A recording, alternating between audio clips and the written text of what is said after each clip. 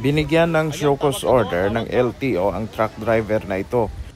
Binigyan siya ng 5 araw ng LTO para makapunta sa kanilang opisina at magpaliwanag kung bakit siya na-aksidente.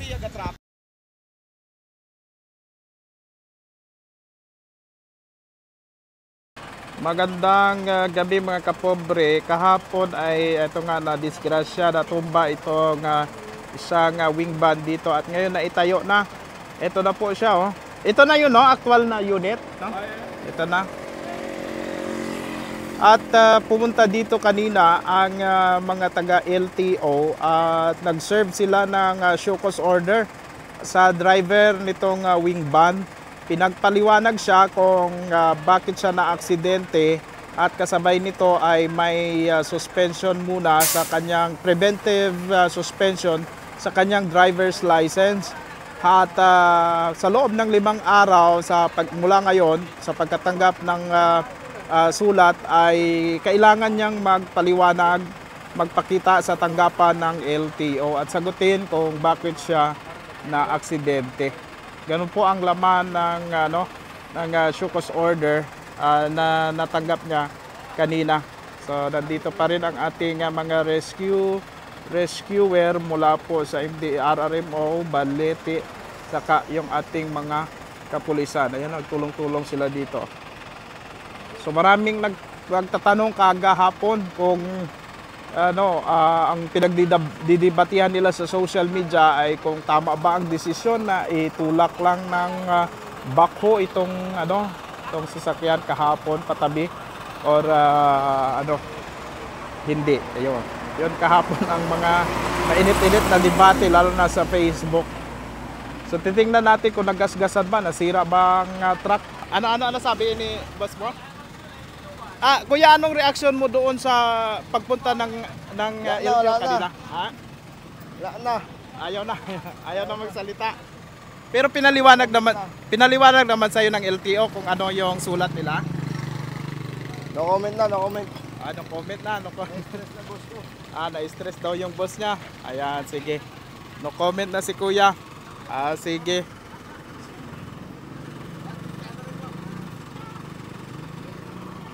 Ayan, ito na ang truck. Yan na yung truck na patayo na. At yung mga karga nilipat na sa GNT nga tracking kanina. So yung lugar kasi na ito ay marami na ditong na-aksidente.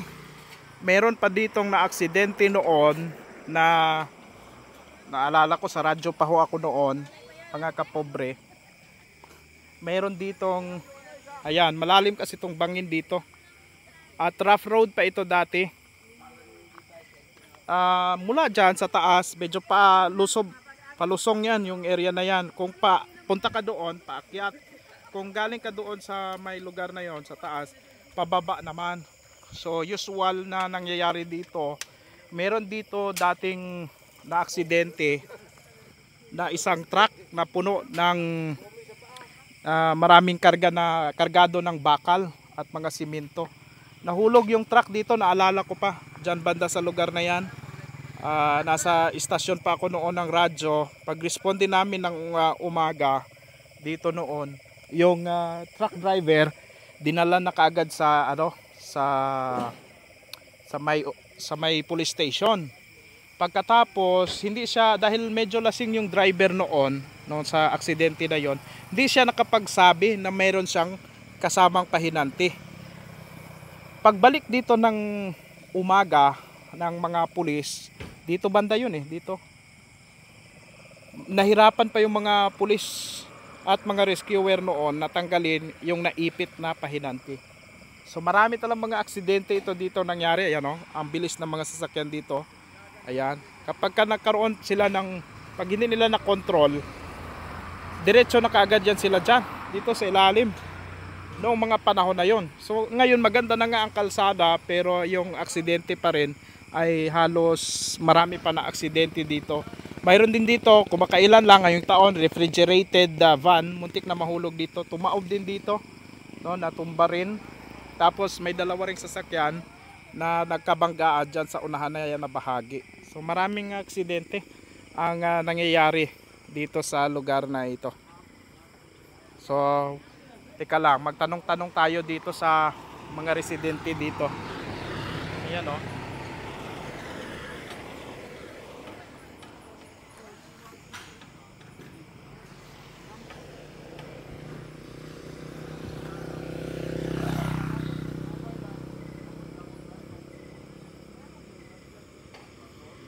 Ayan.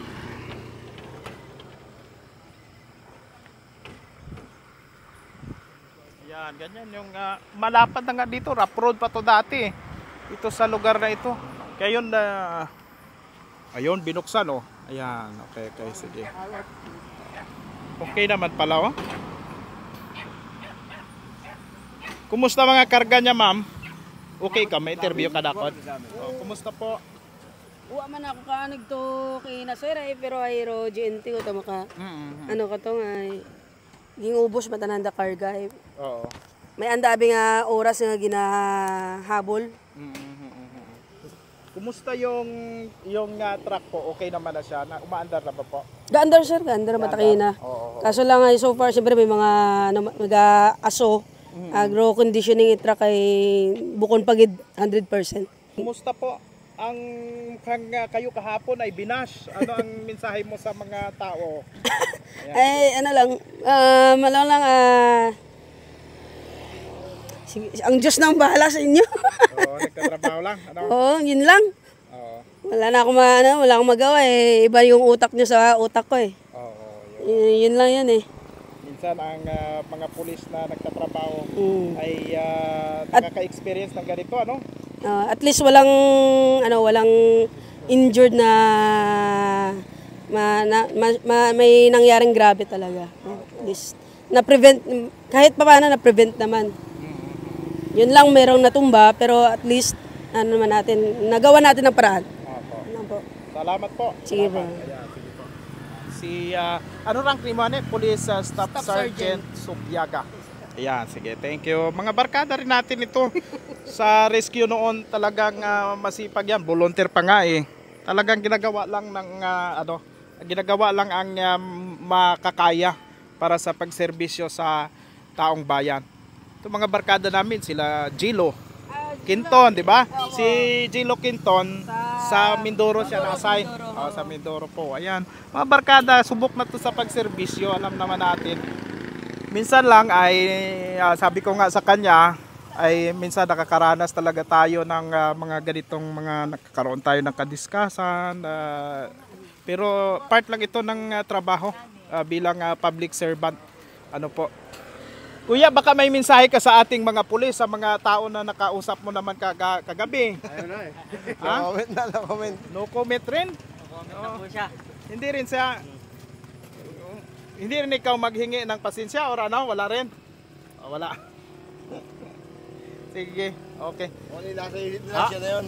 Kung ano nasa isip yun ha? Oo. Kuya, sir, palagi ba may naikukwento ko kasi sa mga viewers natin na maraming aksidente dito sa lugar na to, no? Pwede maikwento mo anong mga aksidente dito dati? Sir, sa experience man naman ay dayang bing perbada nga rang apart ay siguro every month ay mga 3, 4, 5 di karon. Bukod niyang man every month talaga. tapos bukod niyang idago sa sakyan. Halos everyday may motor di karon nga nagakatumba. So di man Aman may di karadagid. tao man yan sir ay pero natay-tan-aw ambaw man ko iba masyadong madanlog ita dayon nga. Madanlog. Bukod part matat mariit nga may something May makaruyon man sandang ginambay man. Oo. So duyot. Diyan man lang. Oo. Ayan, sige. Ito mismo, mga resident ito dito, mga kapobre. Every month, marami daw talaga ditong aksidente na nangyayari.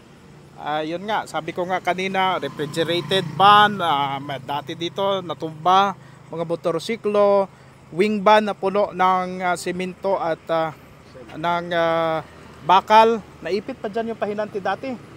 Tagal talaga, sa radyo pa ako, tagal bago makuha. Kasi yung nangyari kasi doon, sige, shoutout ka na nga lang. Oh, sino sa Yun. Oh, sige, Shout out dyan sa Nueva Ecija! Oh, yan. Mga taga Nueva Ecija. Oh, dito na yung kababayan ninyo. Okay na. Nagasgas ba yung sasakyan mo? Malaki. Malaki gas-gas nung tinulak. Ah. Malaki daw gasgas. Ano? Malaki ang nagasgas? Tapos ka. Bukas, sesend ko sa boss ko. Hindi Ah. makita ngayon eh. At bukas i-check ninyo, no? Kung ano talaga. Ayun, sige. Kawawang unit. Ha? Kawawang unit. May na-experience ba kayo na accident kayo sa ibang lugar din? Wala pa naman, ito lang. Ito lang, oh. So, So, ng Diyos. oo. So paano yan? Saan kayo magpapaliwanag na LTO dito ba? Dito daw, sa Aklan. Oo.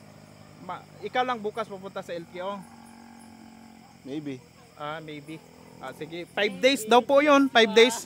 5 days. Nice donation. 5 days, ibig sabihin, sa pagkatanggap mo, 5 days ngayon, mula ngayon, or kailangan makapunta ka, makapaliwanag kung bakit hindi ka ikansilahin ang iyong driver's license at saka paano nangyari, bakit aksidente. Marami kasing aksidente nangyari dito sa Aklan. Ayan, sige. Ma'am, hindi pa tayo uwi? Hindi pa kayo uwi po? Dito kayo? Ikaw hindi kayo uwi? Mga nangan, sir. Mga dangan. Oh, sige. Hindi pa na patrol. Okay. Sige po. Okay, magkasanda. Andang safety, sandaya. Ikaw pala nakapagdebate dito sa kaibigan ko. Oo. Ha? Pero kahit ganyan na nagipagdebate ka sa kanya, ang bait hanggang ngayon nandito, sabi niya sa akin, kagabi, walang pagkain dyan, walang talagang inassist pa kayo doon, makatulong sa kabilang bahay, oh. Grabe. May sunog ko, no? Kalibo? May sunog ko ba yung kalibo? Na-fire out na? Okay. Dami balita.